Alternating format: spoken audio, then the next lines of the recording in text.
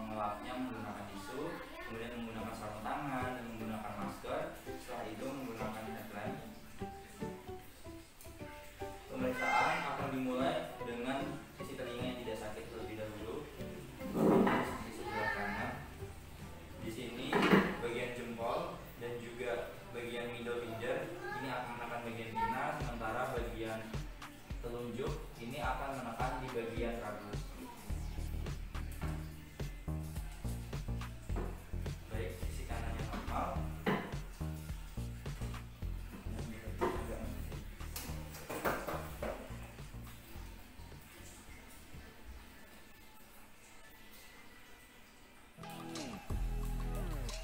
Baik, untuk kedua sisi normal. Selanjutnya adalah pemeriksaan menggunakan getaran, yaitu garpu kepala.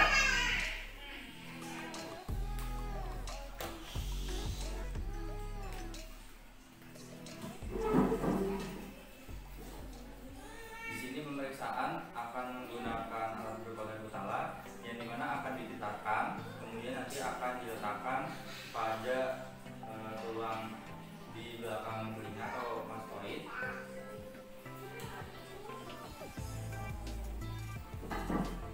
Dimulai dari sisi telinga yang tidak sakit. Masih terdengar ya Pak?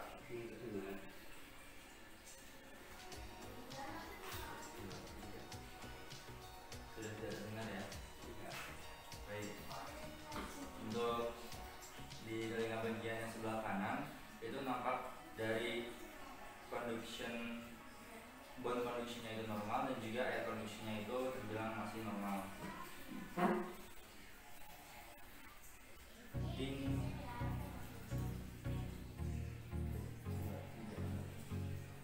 Baik. Selanjutnya masih terdengar Pak?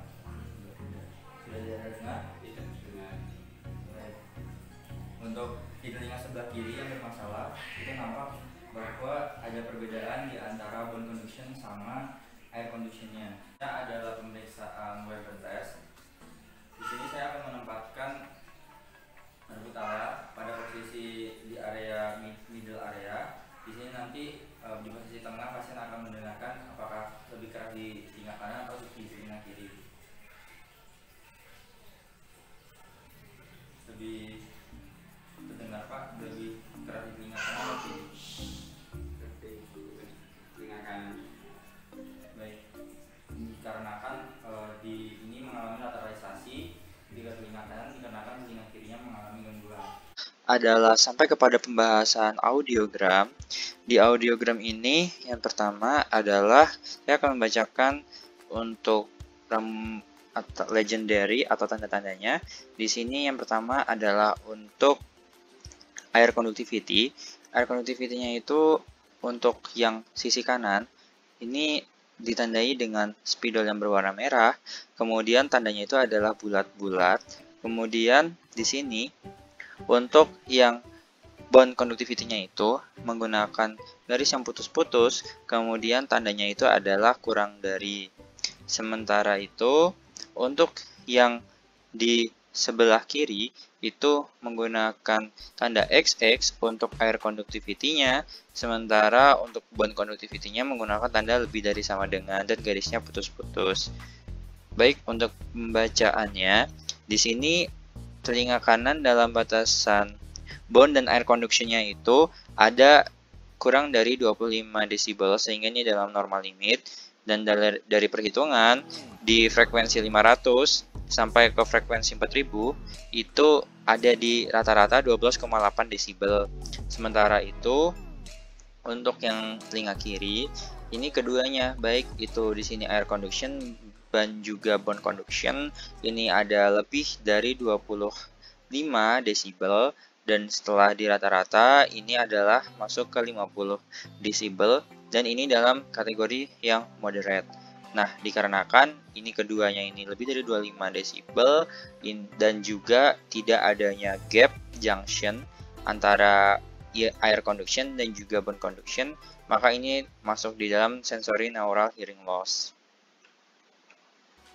Maka hasilnya dari interpretasi adalah pasien mengalami unilateral sensorineural hearing loss, yaitu tepatnya pada telinga kiri, dengan statusnya itu adalah moderate dalam batasan 50 desibel.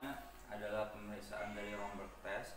Di sini adalah meminta pasien untuk pada posisi berdiri. Selanjutnya adalah meminta pasien supaya nanti bagian yang kaki kiri ini tumit belakangnya nanti di sini, terus nanti menyentuh bagian depan dari kaki yang kanan seperti ini.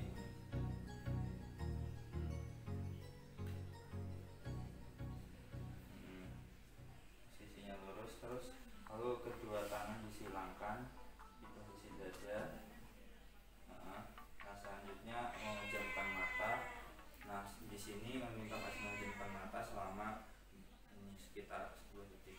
Nanti agak ini kayak mau satu ke kiri gitu. Baiklah. Nah, selanjutnya adalah pemeriksaan tender gate test, yaitu dengan posisi yang sama tetapi meminta pasien untuk berjalan ke arah depan dengan matanya posisinya terbuka. Matanya terbuka, kakinya kayak yang tadi. Sedikit kaki tangannya sedikit nanti kayak gitu, agak miringan gitu.